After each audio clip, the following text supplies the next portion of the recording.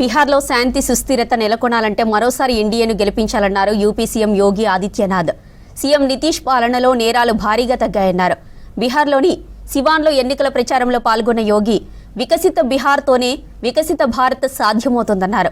CM Nitish, ప్రధాని మోదీ నేతృత్వంలో మరోసారి ఎన్డీఏను గెలిపించాలన్నారు సీఎం యోగి ఆదిత్యనాథ్. समय आ गया है। पिछले 20 वर्ष में नीतीश बाबू के नेतृत्व में सुशासन की जो नींव मजबूत हुई है, उस पर बिहार की मेदार, बिहार की बुद्धि के बल पर एक सुदृढ़ भवन का निर्माण करना है जो विकसित बिहार के निर्माण में योगदान दे सके। और इसके लिए आपका आह्वान करने के लिए आज मैं वापस यहां पर आपके बीच आया हूं। आपने देखा होगा कहीं कोई मजमा लगता है ना,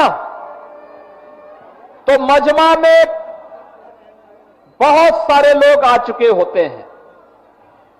अपने अपने तरीके से वे वहां पर लोगों की आंखों में धूल झोंकने का काम करते हैं।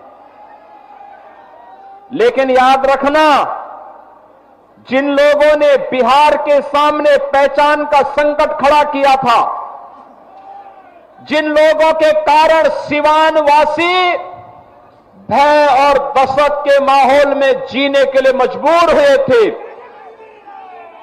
उन लोगों को दोबारा बिहार में वापस आने नहीं देना है, किसी भी हालत में नहीं आने देना है। ये लड़ाई केवल सत्ता प्राप्त करने की लड़ाई नहीं, बिहार की अस्मिता की लड़ाई है। बिहार के आन मान और शान को, बिहार के गौरवशाली परंपरा को पुनर्प्रतिष्ठा प्रदान करने की लड़ाई है और बिहार को फिर से उस स्वर्ण युग की ओर लेके जाने की लड़ाई है, जिस बिहार ने केवल बिहार को ही नहीं, भारत को स्वर्ण युग की ओर ले जाने का काम कराया था। उस युग का स्मरण कराता हुआ पूरा भारत गौरव की अनुभूति करता है। बहनों और भाइयों, हम लोग तो बार बार कहते